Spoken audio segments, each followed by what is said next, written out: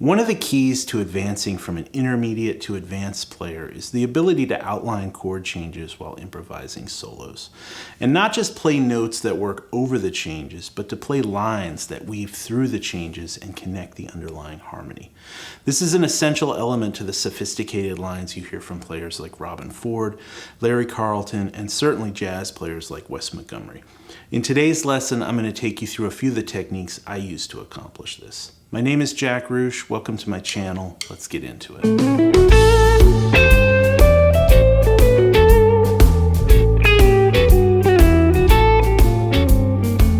So in today's lesson, we're in the key of A major, and we're playing a simple 3-chord 12-bar blues. Now the backing track for this lesson is going to be available to download over on my Patreon page.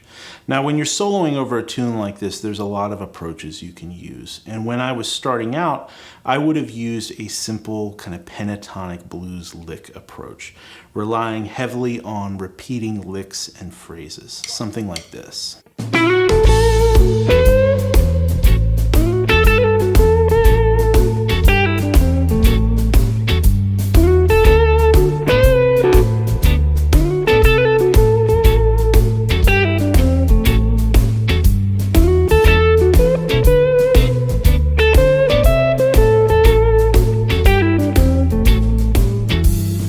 Now this is a great approach, and playing this way will really help you focus on the sound you're getting out of your hands.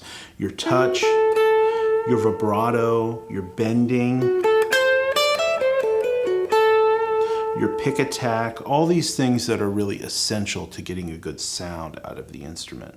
But playing licks and simple scale patterns is going to run into some limitations. And I got to a point where I wanted to play more melodically and play things that really outlined the chord changes. So I started working on things like triads and arpeggios, which helped me to target chord tones. And this is going to get you to a place where you're really playing over the changes and playing notes that specifically outline the different chords in the progression. Something like this.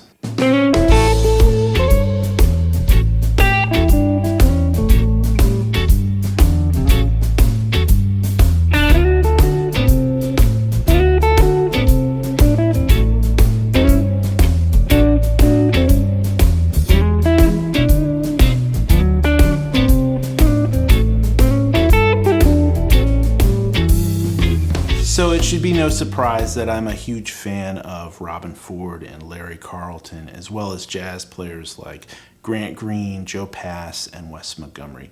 And listening to these guys really got me interested in different harmonic devices that allow you to transition between the chords in a blues.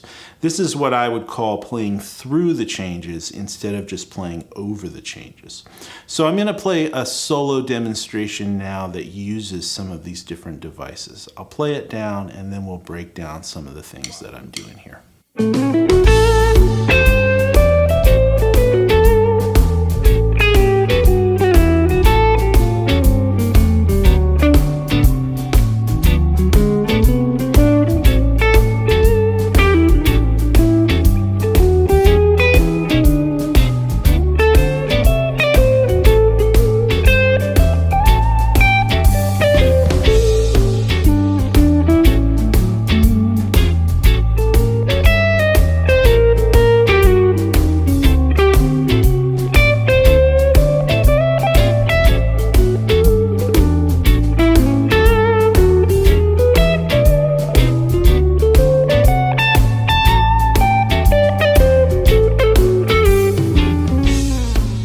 Before we get started, if you would like the tabs and notation for this solo, it's available over on my Patreon page, along with tabs and notation for all of my lessons here on YouTube, and hundreds of backing tracks. It's only $5 a month, but it's a really great way to support this channel. All right, so the first thing I want to talk about in this solo is using the altered scale to get to the 4-chord. The altered scale over dominant chords or functioning dominant chords is kind of a staple in jazz and jazz blues playing. And really the easiest way to get into this is just learn the scale in 1 octave in 1 position. So we're playing this over A7, so I'm going to play the A altered scale. So that's starting on A and ending on A, and it's just the root, a half step up to the flat 9, a whole step from there to the sharp 9, and then a half step up to the major third, a whole step up to the flat 5, whole step up to the sharp 5, whole step up to the flat 7, and then we're back at the root. So just learning that is a really great way to start getting this kind of slightly exotic scale under your fingers. When I was first learning this, that was exactly how I kind of went about it. I got comfortable with the feel and the sound of it there, and then started moving it around the fretboard. So the line that I play in this solo to get to the 4 chord is straight up out of that position right there. I just go, really just going down the scale, except I skip the flat 5.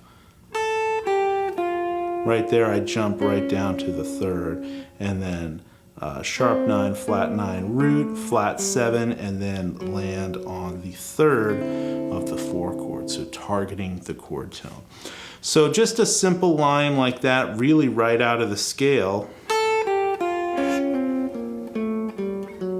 but it really bends your ear, it builds some tension over that functioning dominant chord that then resolves to the D chord. So this next thing we're going to talk about happens over the 4 chord going back to the 1 chord. Now in a blues it's super common to play the 4 chord and then go up a half step and play a diminished 7th chord that leads you back to the 1 chord. And you can take that diminished thing a step further and play a full diminished scale, a whole half diminished scale.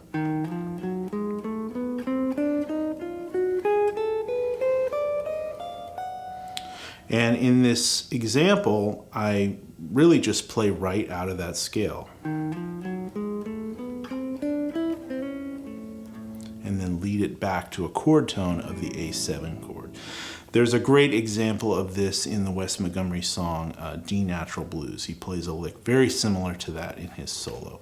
So using this diminished scale over that second half of the 4 chord to lead you back to the 1 chord is just another way to kind of build tension and take you outside of the normal harmony you would hear in a blues, and allows you to weave together those 2 chords in a very interesting way. So the next thing I want to talk about is a relatively simple idea, but really effective with this type of playing, and that's the idea of connecting chord tones together with chromatic notes. Now, if you know your arpeggio shapes, you know the chord tones to these chords.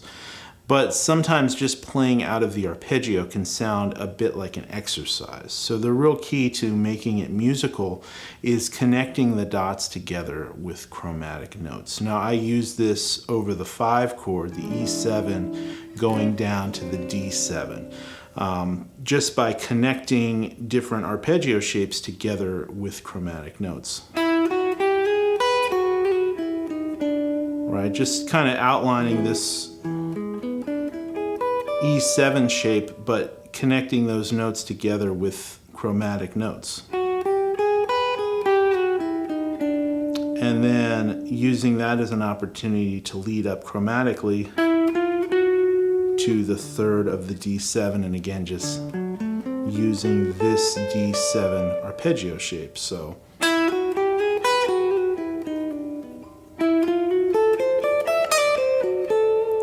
and then using that to lead into some classic blues phrasing. So this is the type of thing you can do all over the place in these types of situations, right?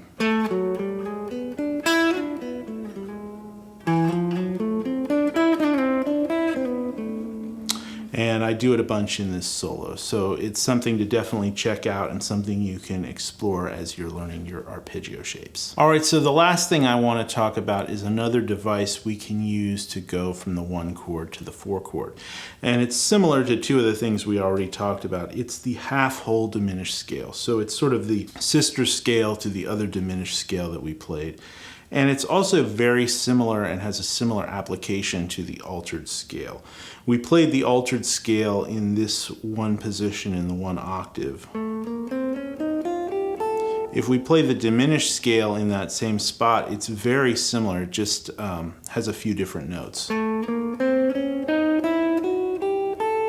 So So it has the regular fifth and the sixth in it.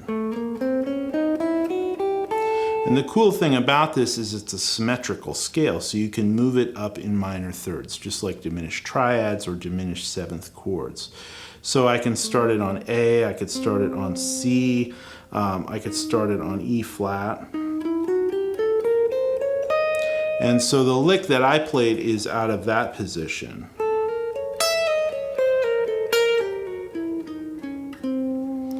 And I used that to lead to the 4 chord, again by targeting a chord tone of that D7. I went down to the flat 7. So that lick again played slow.